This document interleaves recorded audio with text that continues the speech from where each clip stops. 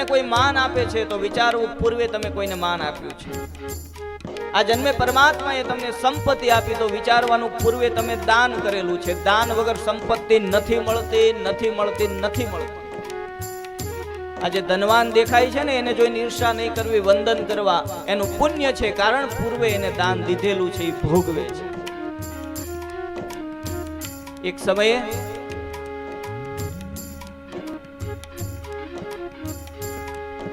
એક સંતની પાસે એક અતિ ગરીબ વ્યક્તિ આવ્યો. કેવો ગરીબ? જેને 2 ટાઈમ ખાવાનો રોટલો નહીં. એટલે સંતની આજુબાજુ સેવકો હતા ને, એને એની સ્થિતિ જોઈને બહુ દયા આવી. આટલી ગરીબ આવી છે તો કે ગુરુ મહારાજ પાસે લઈ જાઉં, મહારાજ આશીર્વાદ આપે ને તો કંઈક સારું થઈ જાય. એટલે સંતોને જે હારે હતા એ સંતોને એમ થઈ ગયું, મહારાજને અમે આને પગે લગાડશું એટલે માથે હાથ મૂકશે ને કહી દેશે કે ભગવાન તારું સારું કરે ને તારી ગરીબી દૂર થાય ને આમ ને તેમ ને. શિષ્યોને એમ હતું. લઈ ગયા એના ગુરુ પાસે કે બાપજી માણસ બહુ ગરીબ છે, હૃદયનો શુદ્ધ છે, પણ 2 ટાઈમ ખાવા રોટલો નથી, કંઈક આશીર્વાદ આપો. એટલે ઓલા સંતે ગરીબને સામે જોઈને કીધું, એક કામ કર, કાલથી તું રોજ થોડુંક થોડુંક થોડુંક દાન દેતો શીખી જા. એટલે ઓલા શિષ્યો કે આ ગુરુ મહારાજ છે કેવા છે, જેને પાસે ખાવા બટકો રોટલો નથી, એ દાન શું કરશે? તો કે 1 રોટલી મળે ને તને તો અડધી દાન દઈ દેજે. 2 ટાઈમ જમવા મળે તો 1 ટાઈમ ના અન્નનું કોકને દાન કરી દેજે. મહારાજ 6 મહિના પછી માણસ આવ્યો જેની પાસે ખાવા રોટલો નહોતો. એની પરિસ્થિતિ એવી સારી થઈ ગઈ કે હજારોને જમાડતો થયો. કહેવાનો સિદ્ધાંત, તમે આપશો એ જ તમને મળશે. આ કર્મનો સીધો હિસાબ છે. જેનું જે વાવેતર કરે છે એને એની જ પ્રાપ્તિ થાય છે.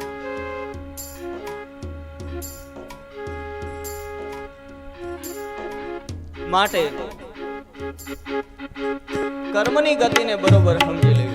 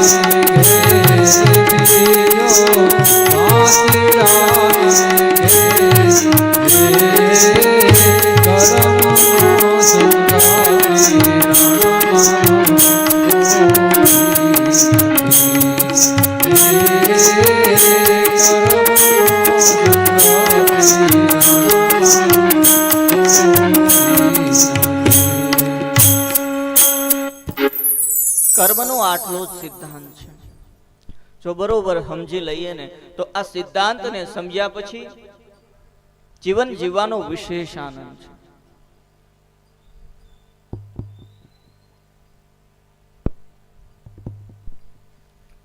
માટે શાસ્ત્ર, વેદ અને પુરાણ તો જીવને એટલું જ સમજાવે છે કે જીવાત્મા આ જગતના બધા સંબંધો કર્મથી બંધાયેલા છે. તુલસી બાબાએ પણ એ જ લખ્યું, કર્મ પ્રધાન વિશ્વ રચી રાખા, જો જસ કરઈસો તસ ફલ ચાખા. અદ્ભુત સિદ્ધાંત છે. સવારે આપણે ભાગવતજીના ધર્મ પ્રકરણને સમજ્યા. આગળ સુખદેવજી મહારાજ રાજા પરીક્ષિતને અર્થ પ્રકરણની કથા કહે છે. મહારાજ, તમે સૃષ્ટિની ઉત્પત્તિની કથા બતાવી, મનુ મહારાજની કન્યાઓ છે એની કથા બતાવી, હવે આપ મને મનુ મહારાજના દીકરાઓના વંશની કથા શ્રવણ કરાવો. મનુ મહારાજને કેટલા દીકરા છે? 2, પ્રિયવ્રત અને ઉત્તાનપાદ. તો આ અર્થ પ્રકરણની અંદર ઉત્તાનપાદ અને ઉત્તાનપાદના વંશની કથા છે. આગલા સ્કંદની અંદર પ્રિયવ્રત અને એના વંશની કથા છે.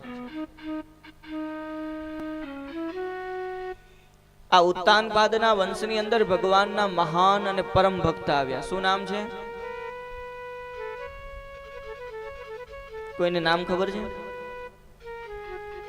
બોલો કૃષ્ણ કનૈયા લાલ. ધ્રુવજી મહારાજ. તમે બધા બહુ જ્ઞાની છો, પણ કથા કરવા કોઈ આવતું નથી. એકાદી 10 મિનિટ બોલો ને, મને આરામ રહે. હા, ના નહીં પાડે બાપુ. તે તમારી ના નથી ને ભાઈ કોઈની? કોઈ સત્સંગ કરાવે 10 મિનિટ તો એ કે અમે રાહત જોઈ છે.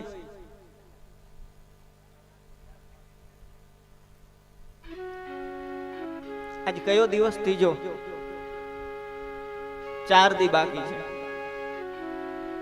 4-5 બહેનો તૈયાર થાવ, રોજ કલાક અડધી કલાક. કોઈ સાંભળે કે ન સાંભળે, હું સામે બેહીશ અને આ બધાને બેહાડીશ પરાણે. આવો લાભ ક્યાંથી? પણ નહીં, મને બહુ ગર્વ છે, બહુ આનંદ છે. અનેક ગામોમાં કથા કરી, પણ તમારી પાસે ધર્મનું જ્ઞાન છે અને આ કાયમ સાચવી રાખજો. માતાઓ, તમારી ઉપર વિશેષ જવાબદારી છે. કારણ કે આ જગતની અંદર જેટલો ધર્મ છે ને એનું સાચવવાનું કર્તવ્ય પરમાત્માએ તમને આપ્યું છે. ભારત વર્ષનો કોઈ સંત હશે, સુરવીર હશે, સમાજ સેવક હશે, એ બધા કોઈ જનનીના ખોળામાં રમીને જ મોટા થાય છે. પોતાના સંતાનને કેવું બનાવવું એ માના હાથમાં છે. તો ઉત્તાનપાદના વંશની પવિત્ર કથા બતાવી છે. ઉત્તાનપાદને કેટલી રાણી છે? 2. ખૂબ સરસ. શું નામ છે? સુરુચિ અને સુનીતિ.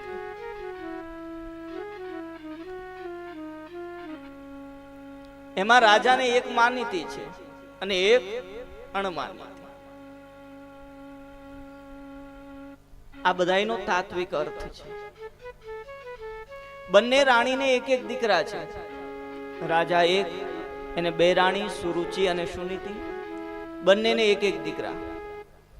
સુરુચિના પુત્રનું નામ ઉત્તમ અને સુનીતિના પુત્રનું નામ ધ્રુવ. હવે રાજા ઉત્તાનપાદ, બરોબર સમજો. ઉત્તાનપાદ શબ્દનો અર્થ શું થાય?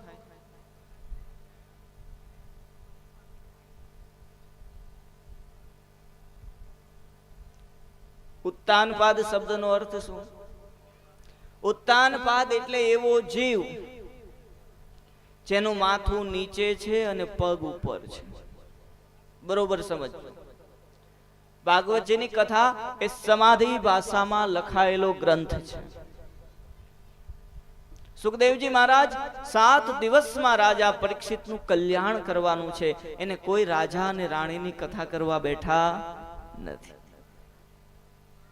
બધાયનું કોઈ તત્વ જ્ઞાન છે, મર્મ છે. ઉત્તાનપાદ રાજાનો અર્થ થાય છે. તમને બધું ખબર જ છે, કથા ખ્યાલ છે, પણ હું તમને થોડું તત્વ સમજાવી દઉં. એટલે હવે કોઈ પૂછે એટલે કોઈ પૂછે એ પહેલા તમે આખી કથા કહી દઈશ. આમ તો અત્યારે કયો કોઈ એમ જ છો, પણ આ તમને એમ થાય મહારાજને ભાવનગરથી ધક્કો ખવરાયો છે, અમે જ વાંચી નાખશું દી હું બોલશે.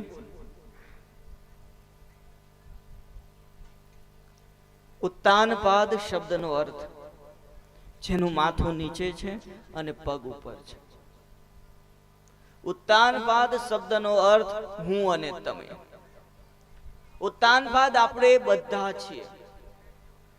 જ્યારે જીવાત્મા માના ગર્ભમાં હોય ત્યારે આ જ અવસ્થામાં હોય. એને કેટલી રાણી છે? 2. સુરુચિ અને સુનીતિ. આ જીવની પણ 2 વૃત્તિ છે. એકને નીતિના માર્ગે ચાલવું ગમે છે અને બીજાને રુચિના માર્ગે ચાલવું ગમે છે. યાદ રાખજો, નીતિના માર્ગે ચાલે છે એ ક્યારેક ને ક્યારેક પરમાત્માને પ્રાપ્ત કરી લે છે, અને રુચિના માર્ગે ચાલે છે એ માયાના સાગરમાં અટવાય, માયાનો માર ખાય અને વારંવાર 184 ફેરામાં ફરે છે. હવે સુરુચિ. સુરુચિનું ફળ છે ઉત્તમ. ફળ એટલે પુત્ર. તો ઉત્તમનો અર્થ શું થયો? ઉત્તમનો અર્થ એટલે શ્રેષ્ઠ નહીં, સરસ નહીં. એટલી તો ખબર છે. સંસ્કૃતમાં ઉત્તમનો અર્થ કર્યો છે ઉત વત્તા તમ, એટલે ઈશ્વરના માર્ગ તરફનું અજ્ઞાન, ઈશ્વરના માર્ગ તરફનો અંધકાર. જે રુચિના માર્ગે, ભોગના માર્ગે, મોહના માર્ગે આગળ જાય છે એનું ફળ એ જ છે કે નહીં, ઈશ્વરના માર્ગ તરફનું કોઈ જ્ઞાન હશે નહીં. હવે સુનીતિ. સુનીતિના પુત્રનું નામ ધ્રુવ. ધ્રુવ શબ્દનો અર્થ અડગ, અવિનાશી. જે નીતિથી પરમાત્માના માર્ગે આગળ જાય છે એ અડગ બને છે, એ અવિનાશી છે. એટલે આજે આકાશમાં ધ્રુવનો તારો છે, અનંત યુગો સુધી છે. આ એનો માર્મિક અર્થ છે. હવે કથા શ્રવણ કરજો. મહારાજ, એક સમય એવું બને છે, રાજાને 2 રાણી, એક માનીતી, એક અણમાનીતી. માનીતી રાણી સુરુચિ એ રાજ સિંહાસનમાં રાજાની બાજુમાં બેઠા છે, અને અણમાનીતી રાણી સુનુતિ એ રાજની બહાર એક ઝૂંપડીમાં રહે છે. જીવનો સ્વભાવ છે, ગમે એને પાસે રાખે, ન ગમે એને ફેંકી દે. અને એમાં યા તો રાજા સવારે 5:08 એક અઠ આવીને. મહારાજ, એક સમય એવું બને છે કે રાજ સિંહાસન ઉપર રાજા ઉત્તાનપાદ બેઠા છે. એની બાજુમાં માનીતા રાણી સુરુચિ બેઠા છે, અને એ જ સમયે 5 વર્ષની ઉંમરના ધ્રુવજી રમતા રમતા રમતા રાજમહેલમાં આવીને ચડે છે. બાળક છે, સહજ સ્વભાવ છે. એને જોયું કે પિતાના ગોદની અંદર ખોળામાં એનો ભાઈ ઉત્તમ બેઠો છે. તમને બધાને ખ્યાલ હશે કે બાળકનો સહજ સ્વભાવ હોય. ઘરની અંદર 2 બાળક હોય એટલે એકને તમે ખોળામાં બેસાડો એટલે બીજો દોડીને આવીને બેસી જાય. એકને કોઈ એક વસ્તુ આપો એટલે બીજો માંગે. આપો તો 2 ને આપો, નકર એકય નો આપો. બાળ સહજ સ્વભાવ છે. તો ઉત્તમ એ પિતાના ખોળામાં બેસેલા. ધ્રુવજી રમતા રમતા આવે છે. ધ્રુવજીને લાગ્યું મારો ભાઈ પિતાના ખોળામાં બેઠો છે, એટલે ધ્રુવ પણ દોડી અને પોતાના પિતાના ખોળામાં બેસવા જાય છે. અને એ જ સમયે એની સાવકી માતા સુરુચિ જે શબ્દ બોલ્યા છે એ જ શબ્દથી ધ્રુવજીને ભગવાન મળી ગયા છે. શબ્દ શું કરે? શબ્દને નથી હાથ પગ. યાદ રાખજો, આ વાણી એવી છે, બહુ વિચારીને બોલવું, વિચાર્યા વગર બોલવું.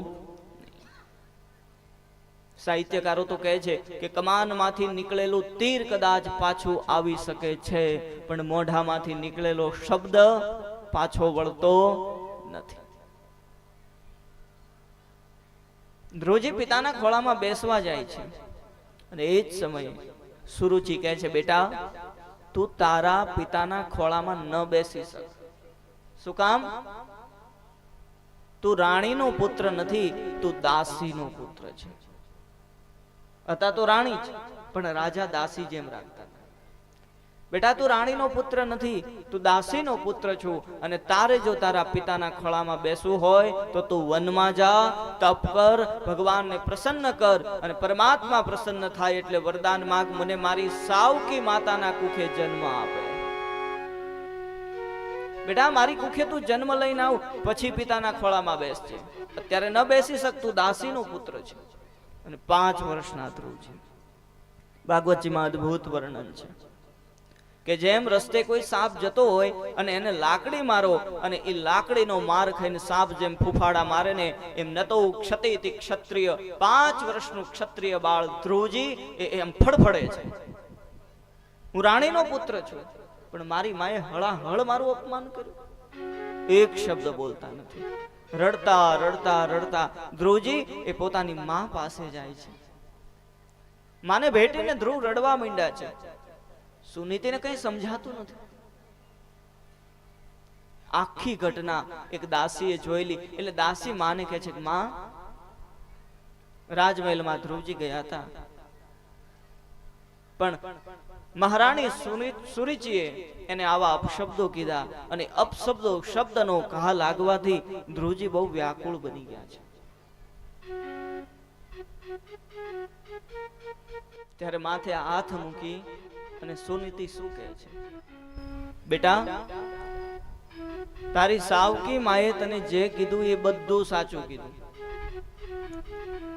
તારી સાવકી માએ તને જે કીધું એ બધું જ સાચું કીધું. બેટા જગતની કોઈ વસ્તુ જોતી હોય ને તો કોઈ કાળા માથાના માનવી પાસે ન જવાય, 2 હાથવાળા પાસે ન જવાય, 1000 હાથવાળા પરમાત્માની ઉપાસના કરાય.